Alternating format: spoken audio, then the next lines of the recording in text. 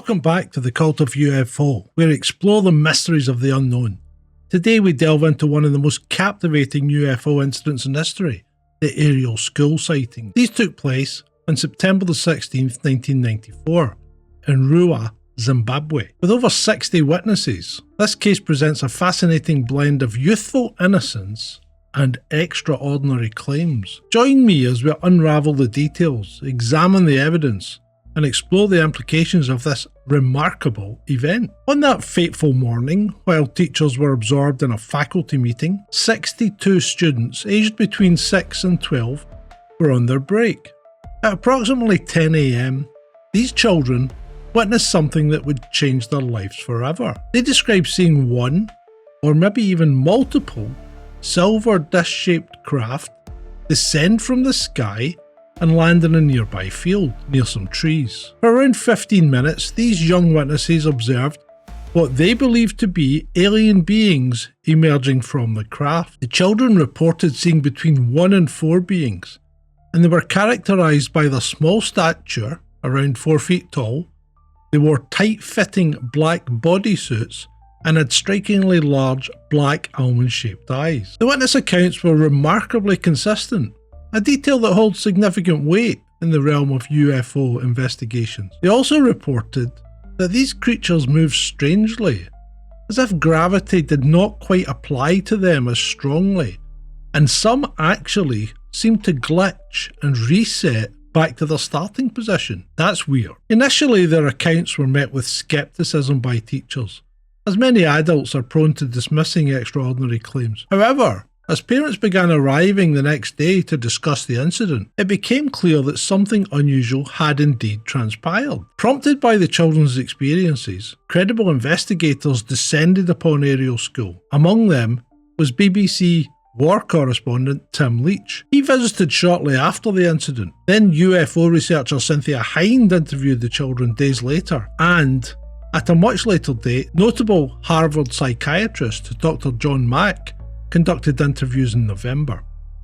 Their combined efforts to document the event lent a somewhat academic credibility to what may otherwise dismiss as mere childhood fantasy. One striking aspect of this case was the consistency in the children's drawings. They were done separately, yet depicting remarkably similar features. This consistency is particularly intriguing considering the diverse backgrounds of the students. They each described the beings with specific traits, solidifying the legitimacy of their collective experience. The Ariel School itself was set up by local well-to-do farmers who wanted a school that was closer to them rather than having to send their kids into the city. It was predominantly attended by the children of those white farmers and the children of the farm workers. So there was a degree of diversity in the school. The Ariel School incident did not occur in a vacuum, however. It coincided with a period of heightened UFO activity in Zimbabwe.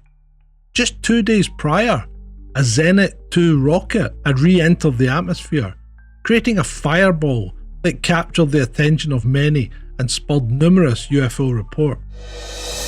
Hundreds of people today phoned the ZBC saying they sighted an unidentified flying object. Could this have influenced the children's perception? Or was it merely a coincidence? Comparisons can also be drawn to other significant mass sightings, such as the Westall High School incident in Melbourne, Australia in 1966, where 350 students reported seeing multiple aircraft. The authorities reportedly attended that school and instructed the witnesses to remain silent, raising questions about cover-ups and the validity of these encounters. Critically analysing the Ariel School case, several supporting factors emerge. The sheer number of consistent witness accounts, the credible investigators involved, and the lasting impact on those who experienced the event suggests that something significant did occur. Many witnesses maintain their accounts decades later, reflecting a profound psychological impression that the episode left on them. However, skepticism remains.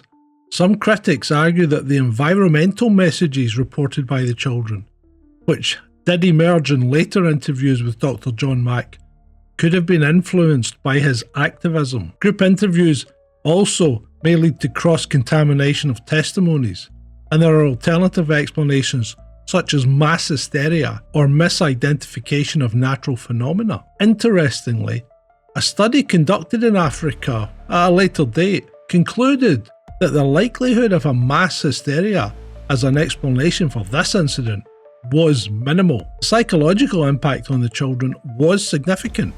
Many experienced ongoing trauma, fear of ridicule, and hesitance to discuss their experiences openly. Cultural backgrounds played a role in how they coped with the incident. Some interpreted the beings through the lens of local folklore, while others struggled with their perceptions. Some even mentioned they looked like Tolokoshi. Emily Trim, who died recently, had made a career of producing art based on this experience. She was one of the children who experienced this. Let's have a closer look at the investigators themselves. Tim Leach's encounter with the Ariel School UFO case in Zimbabwe had a profound impact on him as a journalist.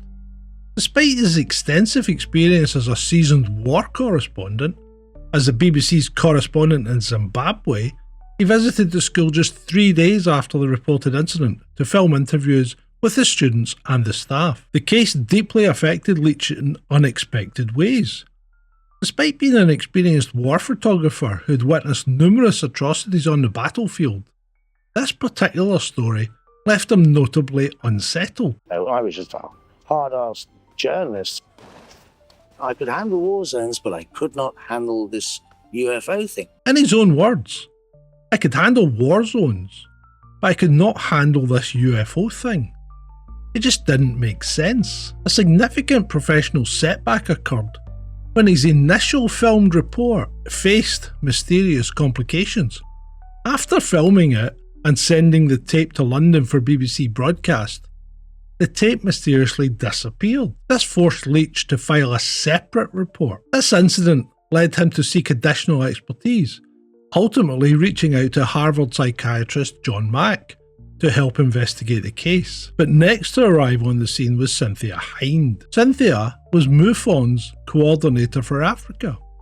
She was a resident of Zimbabwe and was considered Africa's foremost UFO researcher. She published a biannual magazine called UFO Afri News. Hind arrived at the Ariel School on September the 20th, 1994, 4 days after the reported UFO event.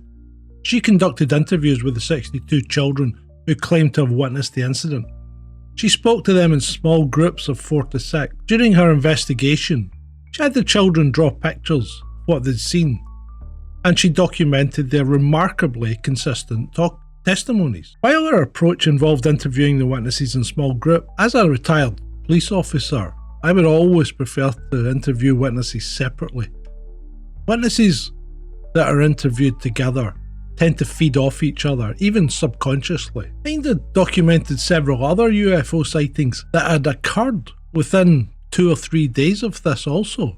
There had been a daylight sighting by a young boy and his mother, and there had been a truck driver's report of alien beings on a roadway. And then we have Dr. John Edward Mack.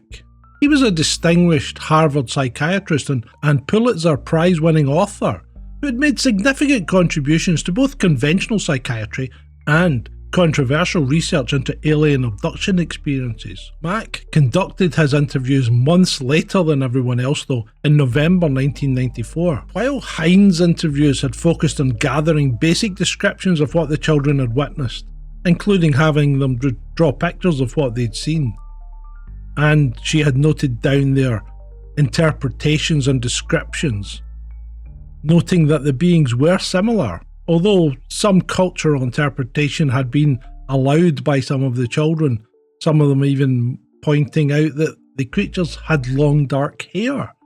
Some described them as Tokoloshi, a local cryptid folklore legend. But when Mack interviewed the children, new elements emerged in their testimony, particularly regarding telepathic communications and environmental messages. These elements had never been mentioned by the children prior to Mack arriving. Hind's earlier interviews had been quite clear that The creatures had communicated to them, but nobody had mentioned telepathy. Some of their environmental messages were strange.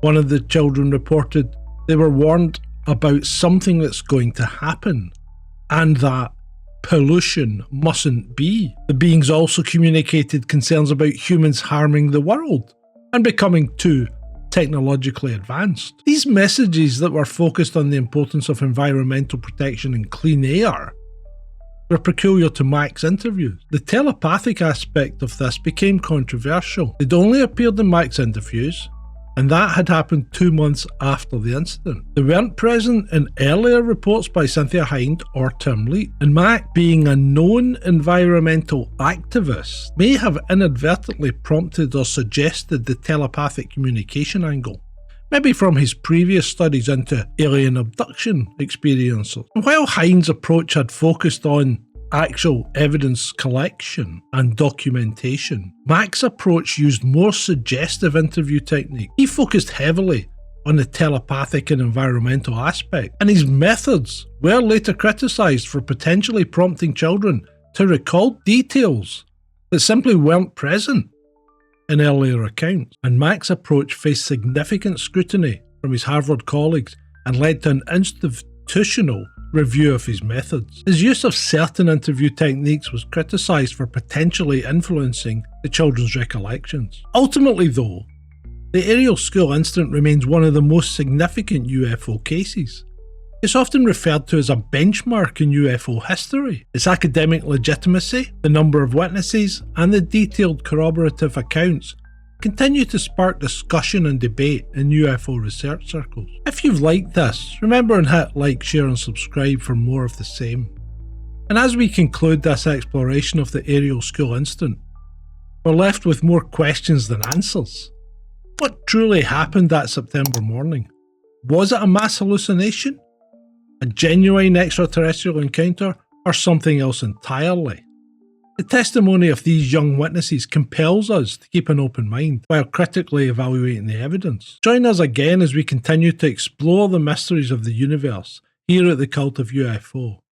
Remember, keep watching the skies, because the answer is out there, maybe.